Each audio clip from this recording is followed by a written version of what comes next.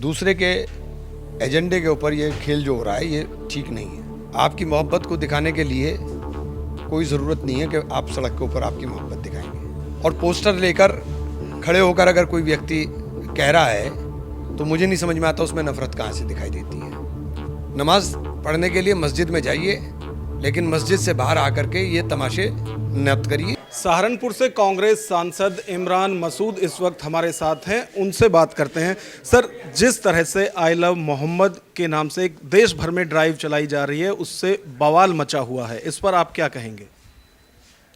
देखिए, आप सल्लल्लाहु अलैहि वसल्लम की मोहब्बत हमारे दिल में है और दूसरे के एजेंडे के ऊपर ये खेल जो हो रहा है ये ठीक नहीं है। आपकी मोहब्बत को दिखाने के लिए कोई ज़रूरत नहीं है कि आप सड़क के ऊपर आपकी मोहब्बत दिखाएंगे। और पोस्टर लेकर खड़े होकर अगर कोई व्यक्ति कह रहा है तो मुझे नहीं समझ में आता उसमें नफ़रत कहाँ से दिखाई देती है। लेकिन चूँकि इनका एजेंडा ये है कि आपस में लड़ा के रखना है, आपस में अगर कहीं लड़ाई होने का अंदेशा हो रहा है तो हमें उससे परहेज़ करना चाहिए। नमाज पढ़ने के लिए मस्जिद में जाइए, लेकिन मस्जिद से बाहर आकर के ये तमाशे न करिए। मैं इससे सख्त तरीन तरीके से मैं मुखालफत की बात करता हूँ और कहता हूँ कि सब लोगों से, ख़ासतौर से उलेमा इकराम से भी मैं अपील कर रहा हूँ कि इस चीज़ को रोकिए।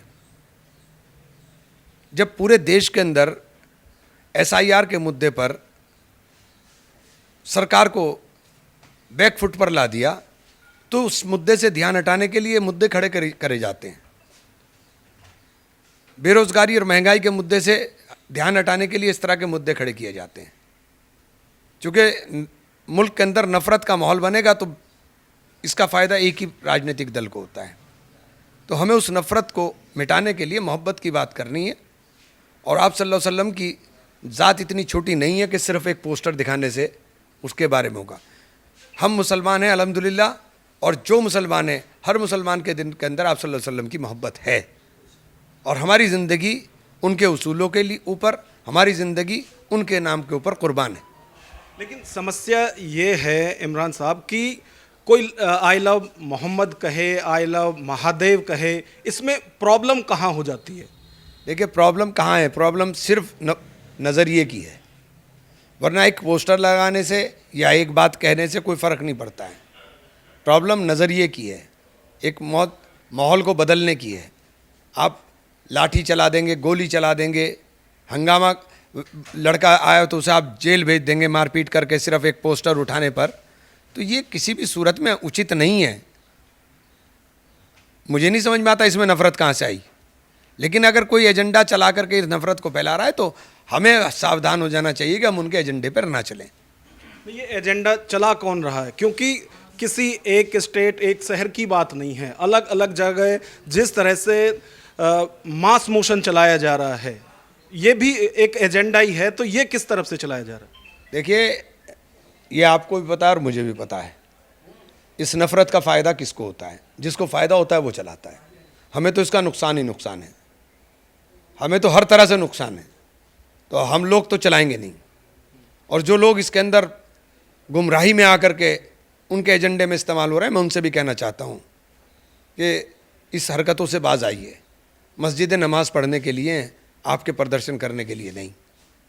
अच्छा, बरेली में जिस तरह से लाठीचार्ज हुआ है, क्योंकि वहाँ भी इसी तरह का किया जा रहा था, और जिस तरह से लाठीचार्ज हुआ और उसके बाद मुख्यमंत्री कहते हैं कि डेंटिंग पेंटिंग की जाएगी जो इस तरह से करते हैं, तो जो एक पूरे सूबे को चला रहे हैं उनकी ये लैंग्वेज है। सभ्य भाषा नहीं है, सभ्य भाषा नहीं है मुख्यमंत्री की। मुख्यमंत्री पूरे प्रदेश के मुख्यमंत्री हैं, उनकी भाषा इस प्रकार की है कि उसे किसी सूरत में सभ्य नहीं कहा जा सकता, और एक सभ्य समाज में इसकी स्वीकार्यता भी नहीं होनी चाहिए।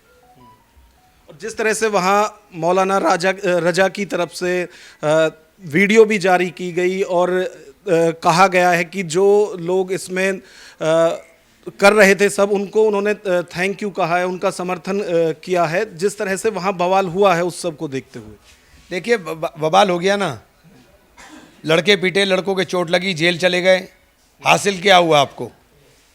बीजेपी के एजेंडे को हवा मिल गई, हासिल क्या हुआ आपको? इन चीज़ों से परहेज़ करिए। मुख्यमंत्री कहते हैं कि मौलाना शायद भूल गए थे कि उत्तर प्रदेश में सरकार किसकी है। मैंने अभी मुख्यमंत्री जी के लिए बोल दिया, इससे ज़्यादा नहीं। तो सर, लास्ट सवाल ये है कि इस तरह के बवाल ना हो, इसके लिए आवाम से आप क्या कहना चाहेंगे? क्योंकि देखिए, सहारनपुर की बात करें और आपकी निजी बात करें तो यहाँ जितना मुसलमान आपसे प्यार करता है, शायद उससे ज़्यादा हिंदू और ख़ास तौर से ग्रामीण क्षेत्र के जो लोग हैं वो आपसे लगाव रखते हैं। देखिए, मैं हिंदू और मुसलमान की राजनीति नहीं करता हूँ। मैं सच को सच कहने की हिम्मत रखता हूँ, और सच ये है कि इन चीज़ों से परहेज़ किया जाना चाहिए। और मैं, हो सकता है कि मेरी बात किसी को बुरी लगे तो लगे, क्योंकि मैं जो बोल रहा हूँ वो ईमानदारी के साथ और डर करके अल्लाह से बोल रहा हूँ कि अल्लाह ने मुझे इस हैसियत में रखा कि मैं रहबर बनाया, मुझे रास्ता दिखाने वाला बनाया, तो मैं सही रास्ता दिखाऊं, मैं गलत रास्ते पर नहीं लेके जाऊंगा। लेकिन सवाल तो यही है, आज जिस तरह से जो धर्म की ये चटाया जा रहा है, चाहे हिंदू हो मुसलमान हो, दोनों तरफ, तो जो इस तरह की जो आप बात कर रहे हैं, इस तरह की बात चाहे हिंदुओं में कोई नेता करेगा उसकी भी मुखालफत होती है और इधर भी होगी निश्चित तौर पर, जब से आपने इस तरह के बयान दिए।